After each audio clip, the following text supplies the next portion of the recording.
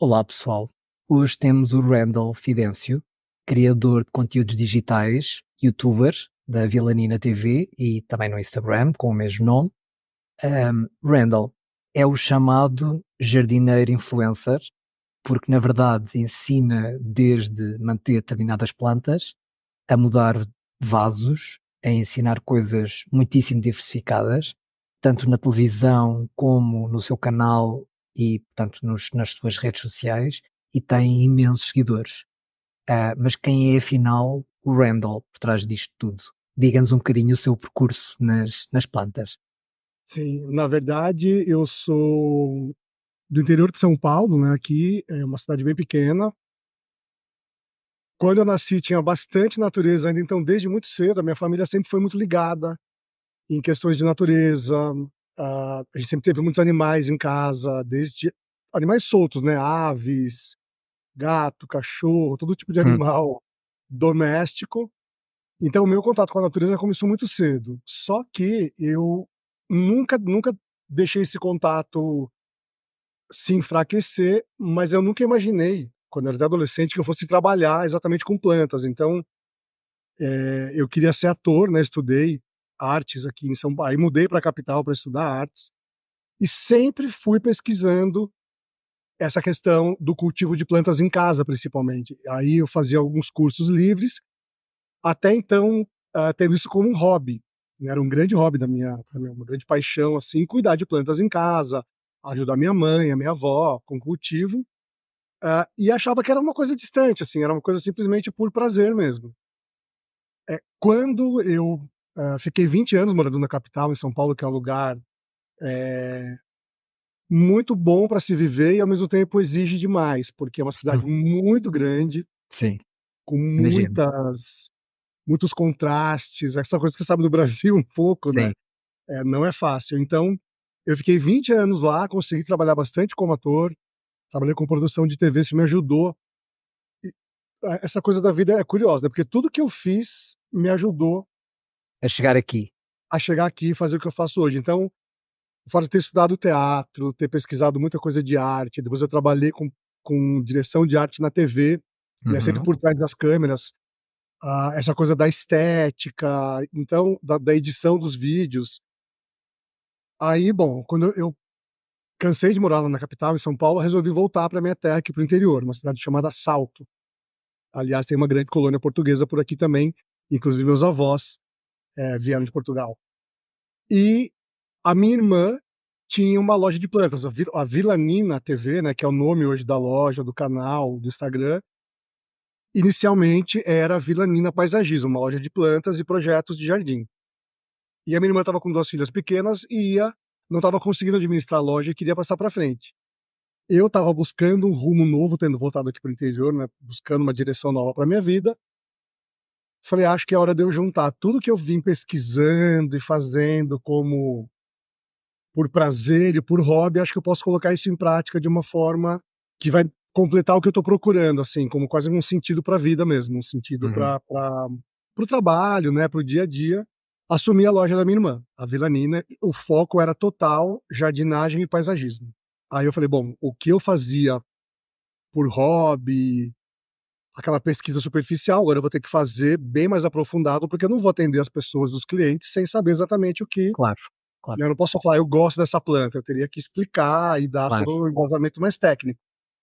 Então fiz um curso técnico de paisagismo, técnico de jardinagem, e usei todos os recursos de internet, de literatura, para aprofundar as pesquisas, e aí as pessoas começaram a gostar do meu jeito de explicar esses cuidados. Falavam: "Nossa, você tem uma é tão fácil entender como você fala, né, como você corta a planta, como você replanta e rega. Faz uns vídeos aí para eu colocar no YouTube pra gente ver quem tá longe conseguir acompanhar". Então Uhum. eu tenho aqui atrás uma kokedama, que é a minha grande paixão também, Sim, sim, são as bolas muito de bonita. muso, a técnica oriental. Comecei a fazer kokedama, não tinha eu vi uns vídeos, vietnamitas, japoneses, assim, não entendia nada, mas via as mãos ali trabalhando, falei: "Eu vou fazer isso", que eu achei muito bonito. E o primeiro vídeo do canal foi para ensinar a fazer kokedama, totalmente despretensioso. Eu estava fazendo curso de paisagismo nessa época. Aí eu cheguei na escola durante a semana, uma garota que pesquisava bastante também, uma designer, ela falou: "Nossa, eu assisti o vídeo, foi muito bom, muito bem explicado", e na verdade foi feito, assim, sem pretensão, era uma coisa: "Ó, vou Claro, ensinar a fazer o que eu sei". E ela me deu esse feedback, me deu esse retorno, eu falei: "Caramba, então acho que é talvez um caminho legal para poder", como as pessoas me pediam para mandar as informações, né, para mandar imagens, eu falei: "Então, vamos fazer mais um vídeo". A gente começou a fazer um, mais um, mais um. Aí o curioso, que eu tinha abandonado a minha carreira de ator, né, de TV, de teatro, as TVs começaram a me chamar para ir dar dicas de jardinagem e paisagismo nos programas. Esses programas que falam tem um quadro de culinária, artesanato, uhum. Tem uma qualidade rubrica, de vida. sim, sim. E aí eu falei: "Caramba", antes eu estava lá em São Paulo batalhando por um espaço nas emissoras, né, eu trabalhei mais como ator de teatro e não muita coisa na TV, a TV eu fui mais produtor mesmo. Aí que eu te falo que eu fui juntando, então tudo que eu fiz durante a minha vida, as pesquisas, o teatro, a TV, os estudos, eu juntei para fazer essa gama de conteúdos. Então, o foco da loja mudou, por isso que virou de Vilanina Paisagismo, virou Vilanina TV, porque a gente virou um criador de conteúdo. A loja física existe até hoje, é um lugar super bonito, super lindo, as pessoas adoram visitar, e aí tem foto dos programas de TV, fica ali passando o canal, e é um lugar muito bacana, muito bonito. Então, e eu gosto de receber, eu gosto de vender, eu gosto de atender, de tomar um café ali com a pessoa. Então, a gente virou esse polo, criador de conteúdo, e ao mesmo tempo a gente fornece a planta, fornece os insumos, Uhum. fornece os vasos. Tem umas aulas presenciais na loja também, é algo que as pessoas gostam bastante. Eu também, virei professor, né, de jardinagem, então é algo que me dá bastante prazer também fazer isso e dividir esse conhecimento com as pessoas. E como é que tem sido, portanto, a sua experiência de, portanto, vamos chamar-lhe plant influencer, e como é que e como é que acha que as redes sociais contribuem para este nicho? Como empresário, né, dono de loja, de um comércio, o que eu mais observei foi o impacto da pandemia. Uhum, Isso foi uma coisa global, né, a pandemia em si, mas o efeito que eu quero dizer do interesse das pessoas por melhorar os espaços dentro de casa, as pessoas elas se viram trancadas ali, ela falando: "Eu não posso ficar vou trabalhar num lugar muito uhum, frio ou muito desorganizado". Então, o olhar para dentro de casa mudou por conta da pandemia, e a descoberta de que planta não era só uma coisa de pessoas mais velhas, ou de mulheres, ou de senhores desocupados, era uma coisa que traz vida para o ambiente. Então, as redes sociais aí, respondendo a sua pergunta, entraram nesse ponto, porque é elas que levaram, né, a informação, os conteúdos para todos os lugares do globo. Então, facilitou demais. E para quem, como eu, é do ramo, assim, eu vi surgir muitos produtores de artigos, né, assim, desde vasos, insumos, produtor de planta, teve um boom durante a pandemia, e eu percebo, como empresário desse setor, que ele continuou. Então, claro que muita gente, como tudo, né, que vira um vamos dizer, uma moda, um interesse ali momentâneo, muita coisa passa, mas muito permanece. E essa coisa da questão da planta e da qualidade do ambiente interno permaneceu. Então acho que a rede social teve essa função de levar uhum. ser esse canal para as pessoas até trocarem, né, informação, foto. Exatamente, sim. E, portanto, Randall, no seu canal de YouTube tem vídeos de muita coisa, tem vídeos sobre suculentas, tem vídeos de dar de vaso, tem vídeos, portanto, como manter vários tipos de planta, portanto, no geral. Quais é que são os vídeos que mais gosta de fazer e porquê? Pergunta difícil. Alguns a gente tem algumas linhas de vídeo, né, de conteúdo. Por exemplo, tem aqueles que são as listas de planta, então 5 plantas Uhum, para a sala, 10 plantas para o home office, 5 plantas para banheiro. É uma linha que é legal, mas não me dá tanto aquele prazer como transformar. Por exemplo, a rosa do deserto, minha outra grande paixão, você pegar ali e entregar no final do vídeo claro, uma coisa completamente diferente, uma coisa sim, transformada. é linda. Aí eu percebo que as pessoas aproveitam muito mais, porque são os vídeos que eles são atemporais. Você pode assistir em qualquer época que você quiser, se você for mexer com a rosa do deserto, por exemplo, o vídeo vai ser útil. Então, eu acho mais bacana, acho mais prazeroso fazer, Uhum. porque eu sei que as pessoas vão aproveitar mais também esse tipo de conteúdo. Né?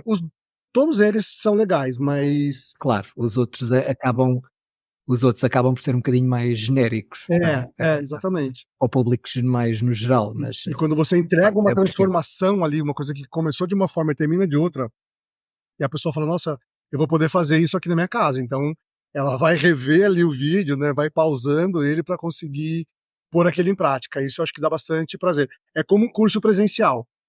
As Uhum. minhas aulas sempre tem uma parte de demonstração, né? Aula de coquedama, aula de poda de árvores frutíferas, de plantio.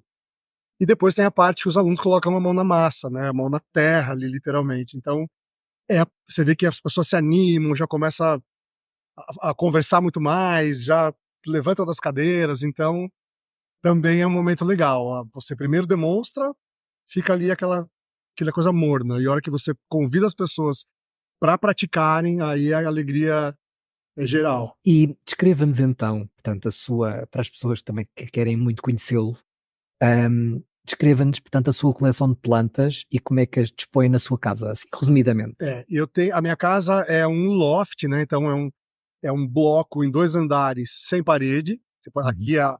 Eu estou na divisão da cozinha ali com a sala e não Uhum. tem tanta entrada de luz aqui na parte de baixo, principalmente. Então eu adoro, gosto muito de folhagens, né? Dá para ver aqui atrás tem bastante jiboia, filodendro, Uhum. dracena, Zamioculca Black. Essa Zamioculca Black eu ganhei de uma seguidora de Portugal. Ela comprou numa loja online. Ela nos acompanha toda segunda-feira, a gente faz uma live, eu e minha mãe, né? E ela nos acompanha há muitos anos daí.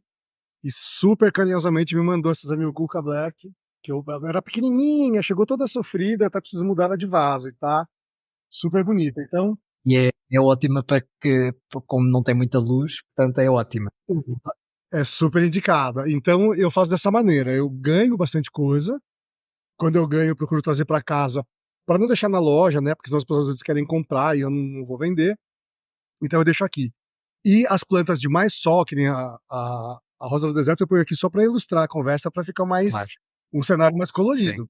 Mas a gente sabe que ela é uma planta de ambiente externo e sol. Então, na bancada aqui do meu lado, ao lado da cozinha, tem umas 8 rosas do deserto. E no terraço, na parte de cima, tenho frutíferas em vasos e mais rosa do deserto. Então, eu aproveito a disponibilidade que tem de luminosidade, né, que é o principal para a planta, além da água e da adubação ali do alimento que você vai dar, o principal é escolher o lugar correto. Então, eu me aproveito desses lugares para fazer essa disposição. E portanto, e quais é que seriam as suas plantas favoritas e porquê? Olha, eu te falei das folhagens porque, como eu te falei, desde criança, né, minha mãe sempre teve muita planta em casa, minha avó, e eu sempre fui muito curioso, eu adorava pegar pedaço da planta e eu percebi que se colocasse um pouquinho na água, ela formava raiz. Então, como tinha jiboia na casa da minha mãe, né, eu talvez acho que foi minha primeira paixão, assim, pela facilidade de cultivar também. Então essa grandona tá um pouco escuro aqui atrás, mas aqui lá no fundo da sala também, são plantas que eu vou fazendo bastante muda Sim, e vê-se bem, vê-se cultivo bem. elas na água. Então, aí quando eu acho que eu tinha uns 10, 12 anos de idade, e depois que eu fui me lembrar disso, que eu fiz o tipo de um catálogo das plantas, um índice dos vasos que eu ia aumentando, a quanto tempo demorava para brotar e tal. Então, as folhagens, as frutíferas em vaso, porque eu acho fantástico você conseguir colher, tipo, por exemplo, jabuticaba num vaso, né, para quem está distante dessas Uhum. casas com quintal, com terra, que você pode plantar no solo, você poder cultivar no vaso e poder colher, eu acho fantástico. E de flor, de sol, as rosas do deserto. Eu comparo a rosa do deserto com iceberg, porque quando a gente compra ela do produtor, ela vem escondida, né? Essa parte aqui do caso vem escondida. Então você tem uma parte da planta ali externa, que é aquela parte de cima do iceberg, e um mistério na parte de baixo, que é quando você vai começar a limpar e, e, e aí vai se revelando cada uma um formato, cada uma uma surpresa. Então por isso que eu acho essa planta também Esse Uhum. elemento surpresa dela eu gosto demais, e depois ela vira essa escultura vegetal, que eu gosto de trabalhar com ela, gosto de fazer essa transformação, e recebo também bastante relato de pessoas que perdem o medo de fazer, veem que dá certo, e aí me mandam fotos do resultado da rosa do deserto, depois é muito bacana de acompanhar. É muito legal. E existe alguma, vá, família de plantas que não tenha assim grande especial interesse? Que acha, pronto, vê que as outras pessoas gostam, mas o Randall não acha assim grande interesse. É, você falou dos vídeos de suculenta que tem no meu canal, né? E é uma planta que eu quase não tenho aqui em casa, as suculentas Hum, mais tradicionais, essa que a gente vê agora, bastante comercializadas, porque a gente sabe que a família de suculentas é grande, até a Zamioculca sim, também é uma suculenta, a espada de São Jorge, né, que é a Sansevieria também é, mas essas suculentas pequenas que são bastante comercializadas agora até pela internet, eu percebi que eu praticamente não tenho em casa. Esses dias eu montei uma bacia com uma rosa do deserto e algumas suculentas em volta para a gente fazer um vídeo bacana para o YouTube para trazer aqui para minha casa. Mas aí eu falei, nossa, é uma planta que eu vendo muito, faço bastante conteúdo com ela, mas não tenho. ok. Mas não tem porque não calha ter ou porque não tem mesmo grande Eu acho interesse que eu em não tenho ter? grande interesse mesmo, assim, eu acho que não, elas não. Agora que você perguntou, agora que eu parei para pensar. Como elas não se transformam muito, é um crescimento muito lento, é um cultivo, né? Você tem que ter bastante paciência ali. Eu acho que talvez seja por isso que eu não vejo um grande interesse nela, assim, sabe? Não tem muita transformação. Claro, claro. A jardinagem, portanto, envolve um processo contínuo de aprendizagem. Conte-nos assim algumas lições de valor que obteve, portanto, ao longo do seu percurso e que gostasse assim de partilhar.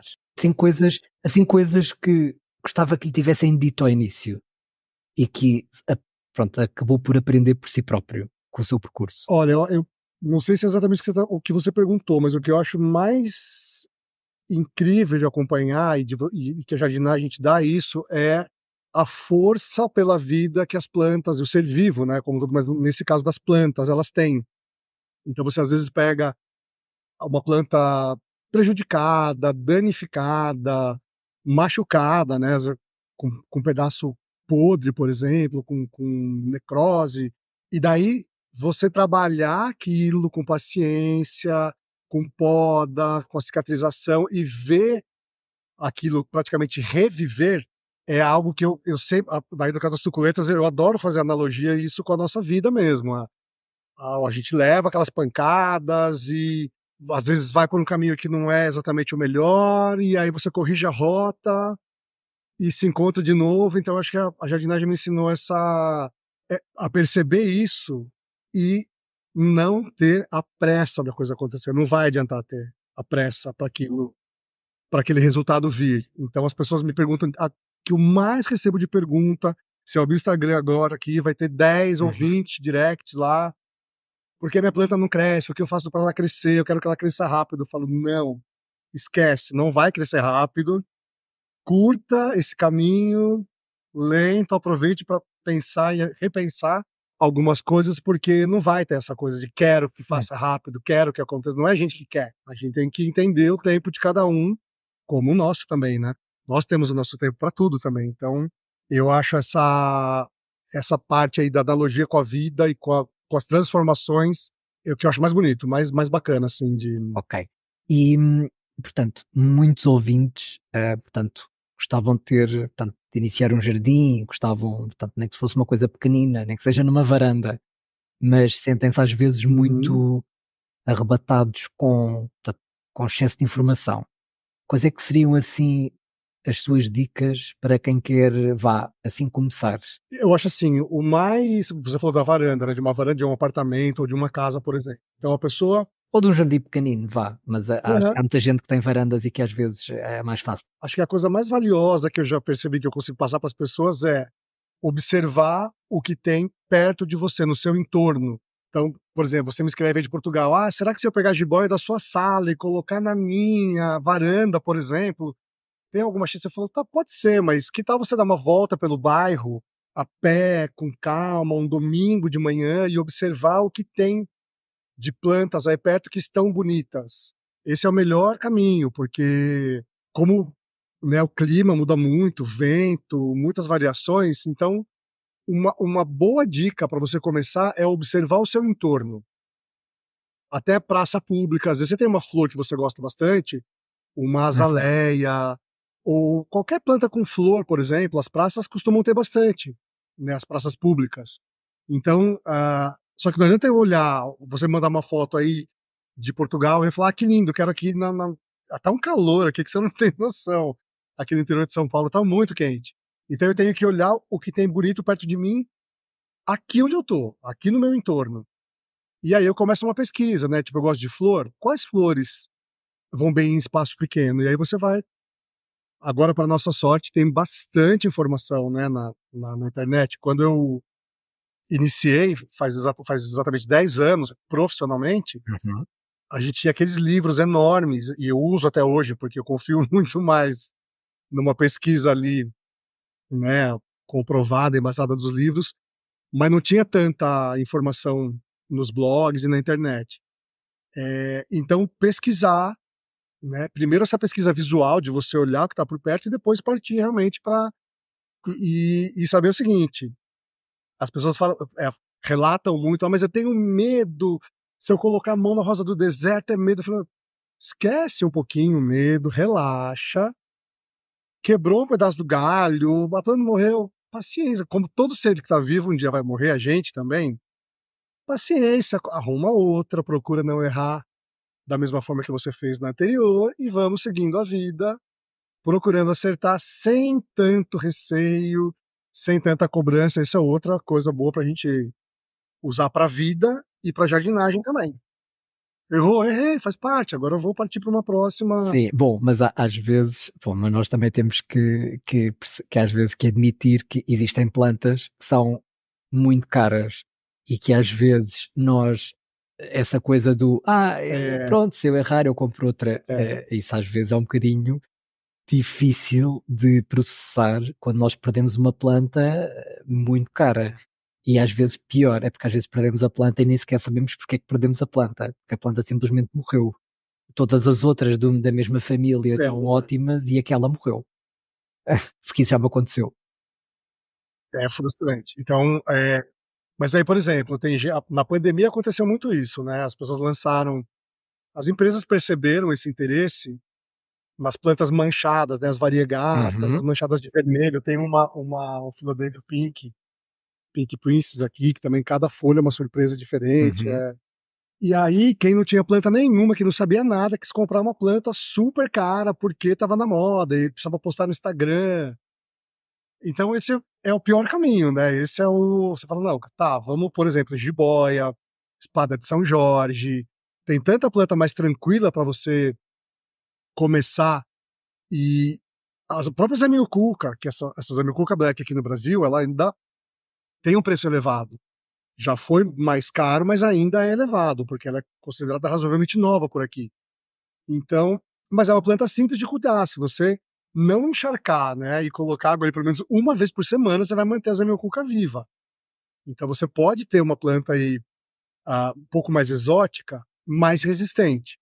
E deixar as mais avançadas, aquelas que são um pouquinho mais, exigentes até, deixar para um segundo passo, quando você estiver um pouquinho mais familiarizado já, até para entender os sinais da planta, né, uma folha enrugada, Uhum. uma folha amarela, uma folha seca, você vai falar: "Opa, faltou água", ou talvez excesso de água, ou talvez alguma praguinha, alguma coisa. Então você vai começando a ler esses sinais e vai te dando mais firmeza para as próximas aquisições, Ok. vamos dizer assim. E, Randall, existem imensos mitos sobre plantas e sobre jardinagem no geral.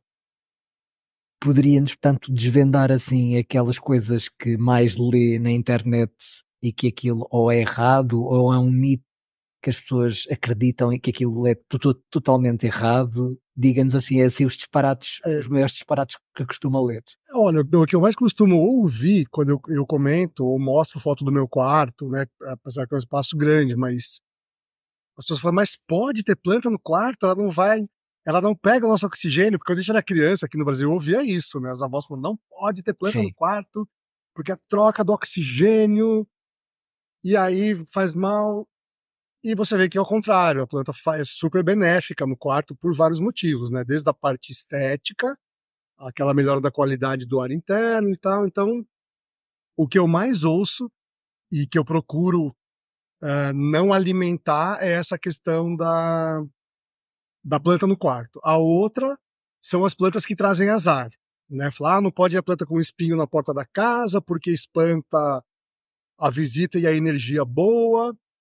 Eu tenho o Hum. curso de medicina do ambiente, é uma matéria super interessante que mistura, é um curso de formação de 1 ano para você fazer consultoria, e ela não é do meio ambiente, ela é do ambiente doméstico ou empresarial, enfim, de você melhorar a qualidade dos ambientes. Então, através do paisagismo, feng Uhum. shui, cromoterapia, a geometria sagrada, são várias matérias, muita parte estética, que você vai melhorando a qualidade do ambiente que você vive ou que você trabalha. E a gente passou muito por essas questões do que pode, o que não pode, e eu não faço a consultoria porque é um trabalho que exige muito tempo, e o meu, eu estou focado em outra coisa, mas eu acabo Uhum. usando aqui na minha casa, na casa dos clientes, se alguém me pede alguma coisa, algum amigo, um familiar me pede, eu acabo dando ali aqueles, né, aquelas. ah, e essa coisa do azar, da sorte, do espinho que não pode, é muito o que a gente coloca de crença naquilo, não o que já vem pronto. Não adianta te falar, não pode ter um cacto na porta da casa ou uma espada, porque o formato da espada é de luta, então ela vai causar conflito. Eu falo, não vai. Eu acho ela linda, na minha porta vai ter e não vai ter conflito. Não é a planta que vai me dar o conflito, é eu que dou, né? Claro, Então eu acho que essas pequenas coisinhas a gente vai sim, tendo, vai ouvir ainda, e vai ter que falar e vai ter que explicar. Só que tem uma coisa, se as pessoas acreditam muito nisso, eu respeito todo tipo de crença. A pessoa pode e deve acreditar no que ela quiser. Mas a partir do momento que ela pede a minha opinião, eu vou ser super sincero e vou falar. Então, eh, até para desmistificar um pouco, claro, né? Tem gente que me procura e fala: claro. "Nossa, você não sabe o que aconteceu. Na porta da minha casa o negócio secou de um jeito", porque a pessoa foi lá e falou: "Olha, talvez tenha sido falta de água, talvez não tenha sido uma visita que fez isso com a planta". Não deixo de acreditar em energia, nessa troca toda, mas normalmente é falta de cuidado mesmo, não é não é a visita que vai fazer aquilo com a. Claro. E, quais é que foram, portanto, para si, apesar daqueles vídeos todos, com certeza há de matar plantas e continua, portanto, a fazer os seus erros por ser humano. Mas quais é que foram ou são para si as plantas mais difíceis de cultivar dentro ou fora de casa? Se uma planta que tenha se uma planta que tenha comprado, porque gostava muito da planta e que aquilo foi terrível e que achou super difícil É. Na cuidar verdade, da o que planta. eu me engano também é com a questão da luminosidade. Eu ainda caio Uhum, nessa, por exemplo, a costela de Adão, né, a monstera, que eu tenho tatuado aqui uhum, uma folha dela, que é uma planta bem brasileira, bem tropical, e eu quis colocá-la no meu quarto, porque eu falei: "Ah, lá é uma parte mais bem iluminada e vai dar certo". E coloquei uma planta linda, até tem um vídeo no nosso canal no YouTube mostrando esse uhum. plantio e onde a planta ficou, e depois eu tive que voltar lá e falar: "Olha, 3 meses depois a planta começou a definhar, porque tem a boa luminosidade, mas em épocas de chuva, eu tinha uma gatinha filhote que eu não queria que ela saísse ainda, estava muito novinha, então eu fechava a porta para sair para trabalhar e cortava essa entrada de luz. E só voltava no final do dia, e eu via que a planta. Uhum. Falei: "Cara, mas aqui eu acho, né, que é tão iluminado, que é tão bom lugar, na verdade não se mostrou exatamente assim". Eu não considero a costela de Adão uma planta difícil, mas eu me enganei com relação ao local para ela. E algumas orquídeas, que eu estava agora na loja, eu tenho uma parte das plantas que a gente chama de enfermaria e berçário, né, que são os Hum. pequenos vasinhos, as folhinhas, ou a planta que está sem flor ou está passando por algum estresse, vão para lá. E algumas orquídeas eu vejo que, não acho tão simples assim, apesar de eu saber que são plantas bem resistentes, eu ainda fico um pouco com relação também à rega, luminosidade, como às vezes junta muito, aí tipo, vai alguém querer ajudar, né, na loja e tira algumas coisas do lugar e agrupa de forma diferente. Aí você fala: "Nossa", a hora que você vai perceber, às vezes são poucos dias, mas já começou a sentir ali uma Sim, sim, as orquídeas em si depois também são muito diferentes entre si, também vêm de localizações diferentes, de altitudes diferentes e às vezes nós temos assim pronto, é, a característica do ser humano que é englobar tudo e pronto, agora vou cuidar das orquídeas todas da mesma maneira. Há umas que vão ficar bem e há outras que nem por isso. Portanto, nós já até tivemos aqui um episódio portanto, de um convidado meu bastante conhecedor em orquídeas e ele falou-nos aqui um bocadinho disso. Portanto, quando eu lhe perguntava, por exemplo, quais é que são os melhores substratos de orquídeas, e a primeira coisa que ele me disse foi, mas que orquídeas? Porque lá está, eu tentei generalizar para que ele me dissesse substratos para todas as orquídeas que não existe. Portanto, existem as terrestres, existem as epífitas, existem, portanto não e podemos. a gente comercializa e às vezes fala sem perceber. Agora você falou uma coisa importante, às vezes fala sem perceber: "Esse aqui é o substrato de orquídea", pronto, né, que é a casca, carvão, o Uhum. carvão triturado, um pouquinho de musgo esfagno, realmente E, Randall, vamos agora fazer aqui o nosso, portanto, que é algo que eu faço em todos os episódios, que é o Plantinder, que é basicamente, portanto, eu vou-lhe dar nomes de plantas e o Randall vai dizer sim ou não, caso goste ou não goste. É quase como se fosse um swipe left ou swipe right. Portanto, pode dar assim ou mas no não. meu caso é difícil, porque eu gosto de todas, né, então mas tudo bem, vamos lá, Ok. então Não, vamos pronto, colocar assim, vai dizer sim a todas, não faz mal. Então, tudo bem. uma que acabou de dizer, que tem aí perto de si, Zamioculca. Zamioculca sim, sempre. Bonita, fácil, não, por isso, pela beleza, pela facilidade do cultivo, e você pode pegar um vaso pequeno e ir aumentando, porque a planta vai ali respondendo super bem, então É um sim. O Philodendron Max. também, como eu te falei de folhagem, né, que eu sou super fã de folhagem e adoro ficar observando os desenhos, os riscos, a geometria ali de cada uma das folhas, então é outra planta que eu assino embaixo, assim, com toda certeza. E Hã? se for variegado? Melhor, É melhor ainda, mais bonito ainda. melhor. É que há pessoas que não gostam de plantas variegadas, por isso é que eu estava a perguntar. Não gostam? Há pessoas que não gostam de plantas variegadas. Eu tenho É, convidados meus que me disseram que não achavam graça a plantas variegadas. que engraçado, Embora. É verdade, é verdade. E você sabe que Um, tem pessoas que só colecionam as variegadas, né? é verdade, também é verdade. O que Uh, eu acho, mas que eu sempre, até por essa parte estética, é a questão dos desenhos das folhas. Eu sempre vou nessa, sabe, eu gosto de olhar e ficar curtindo mesmo, ó, como cada uma é diferente, como cada nervura muda o tom. Eu gosto muito disso, então acho que por isso eu sou fã das variegadas, mas não sou um aficionado, tá? Eu gosto, mas nada. claro. Epipremnum Skeleton Key. Assim, não tenho, nunca tive, Mas mas sabe qual é? Parece uma chave. sim, sim, sim. Eu acho médio essa. É que eu te falei da estética da folha. Essa é uma folha que pra mim parece que tá faltando um pedaço, na verdade, sabe? A Samambaia Havaiana. Samambaia havaiana, sim. Gosto bastante. Das samambaias em geral, eu gosto muito. Uhum.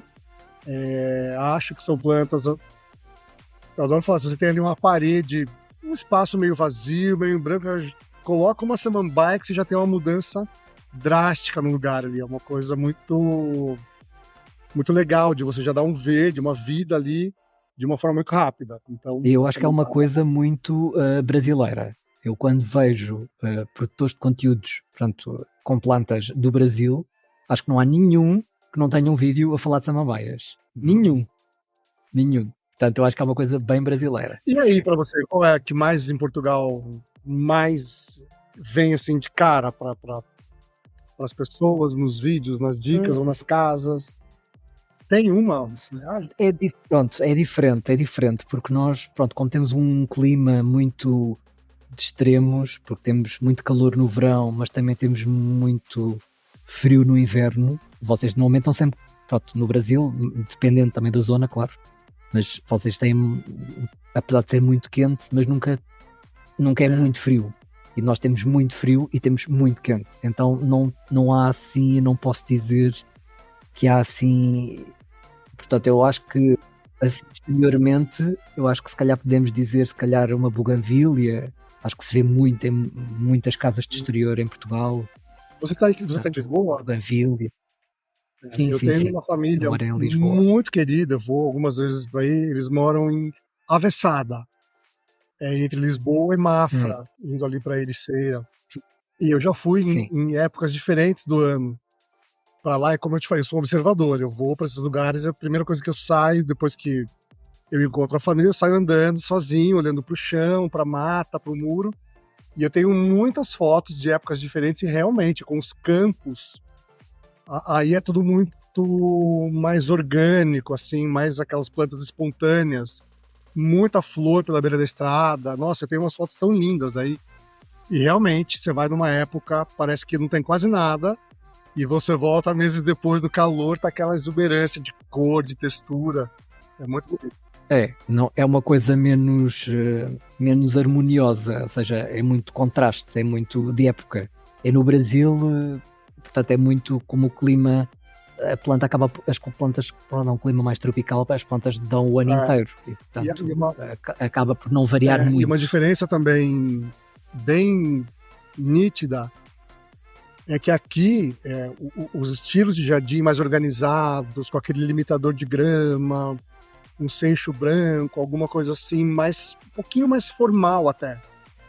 Quando a pessoa quer fazer um jardim, e aí tudo muito mais espontâneo. Claro que também, eu sei que tem os jardins mais organizados, mas no geral, até por conta dessa variação de clima, você vê que é mais espontâneo, mais orgânico, a gente chama até de um estilo mais natural, apesar de ser todos serem naturais, né? Mas ele é um estilo que eu aprecio bastante, eu gosto muito, muito mesmo. Mais espontâneo, mais solto. Philodendron verrucoso. Ele parece aquele que parece um pulmão, ele parece uma... Não. Sim. Um pouco sim. Não, sim, tem assim uma cor assim... um verde bem escuro. Mostrar. Sim, mas que tem a parte de trás da folha vermelha. Então ele cria assim um contraste. Sim. Não tenho, mas super bonito, super esteticamente me atrai bastante. Ok. A Sansevieria trifasciata. Sim. Sansevieria sempre pela facilidade, pela praticidade, por quanto... eu falei da planta que a pessoa quer que cresça, né, rápido, então pega a Sansevieria e não vai ter erro no cultivo, vai ser difícil perder a planta e vai conseguir aumentar a coleção sem tanta pressa, mas vai conseguir. Claro. A Peperomnia obtusifolia. Sim, também, gosto bastante. Essa eu tenho. E por último, a Monstera albo. Nós falamos bastante da Monstera, né? Sim, total para a Monstera, em todas as variações. Aqui ainda custa caro. A Monstera... Bom, aqui em Portugal também não é barata. Já foi muito cara na altura da pandemia. Neste momento é muito mais barata. Portanto, diria que se calhar assim as mais caras são aquelas um bocadinho aquelas um bocadinho mais raras, as Thai Constellation, as Legacy, as Mint, aquelas coisas que vão aparecendo assim mais recentemente e portanto que têm assim um padrão mais estranho. Essas acabam de ser ainda muito caras aqui na Europa, apesar da albo já ser muito mais barata, mas não é uma planta que se veja à venda no supermercado. Não tem. Nem numa loja assim de plantas, assim normal, do bairro, não vendem. Essa eu tenho eu ganhei de um produtor aqui do Brasil. Eles fazem bastante folhagem, bastante, e Foi logo depois da pandemia, ele me deu um vasinho pequenininho, eu tenho uma árvore no meu endereço atual da loja, que é um jatobá, ele tem mais de 100 anos, deve ter quase uns 130 anos, mais ou menos, com algumas plantas, né, algumas orquídeas e tal, e eu peguei a monstera, primeiro eu coloquei ela na parte interna da loja, ela não reagiu muito bem, ela começou a ficar meio, até opaca, meio... Falei, quer saber, eu vou dar porque aí nessa parte do jatobá respinga a irrigação, é uma vida mais selvagem um pouco. Encaixei ela no meio do tronco lá, demorou um pouquinho, devagarzinho ela começou a reagir. Tá super bonita, ela é de folhas pequenas, mas tá linda. Tem uma folha que é inteirinha, branca, muito, muito bonita.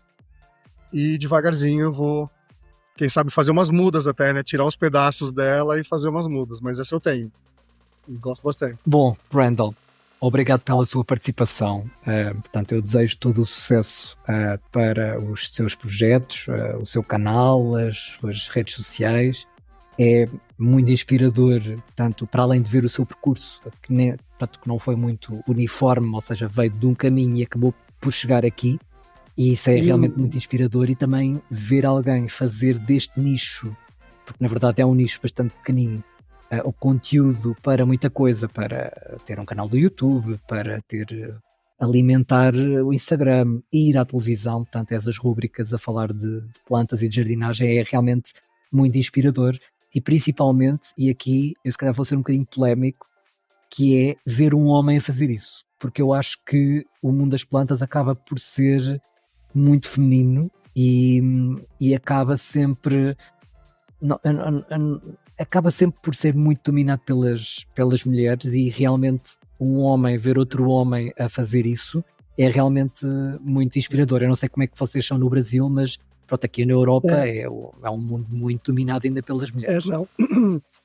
A primeira impressão que dá é essa, que realmente as mulheres, eu acho que no dia a dia, e até essa cultura da mãe, da avó, a gente tem esse universo mais feminino. Agora, eu sempre gosto de lembrar dos expoentes, né, tipo aqui no Brasil, o Burle Marx e várias outras pessoas, sempre são figuras masculinas que foram lá pro meio das matas e descobrir plantas. Então, meu avô era colecionador de orquídeas também, bem assim, sem conteúdo científico nenhum, era por curiosidade, claro, e porque eu gostava bastante. Claro.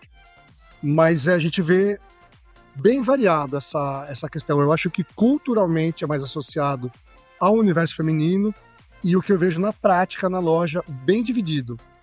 Por esses dias eu atendi um senhor que tinha pedido umas mudas de morango, aí não tinha, falei, vou trazer pro senhor, né?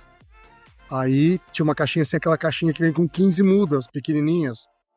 Ele queria algumas, na hora que ele viu a caixa ele falou, eu quero todas, porque eu quero que meu neto colha mais morangos comigo, que isso me dá muito prazer. Eu falei, olha, isso é tão bacana de ouvir isso, claro. Porque uma que eu já lembro também as histórias do meu avô, do meu pai também, meu pai cultiva muita, principalmente frutífera, então é dividido. Acho que culturalmente é o que eu te falei, tem essa questão do universo feminino, mas na prática as pessoas acabam por gostar mesmo, ter esse prazer, né, de proporcionar ali imagina para uma criança, um avô colher morango e conseguir consumir junto ali, é a coisa mais linda.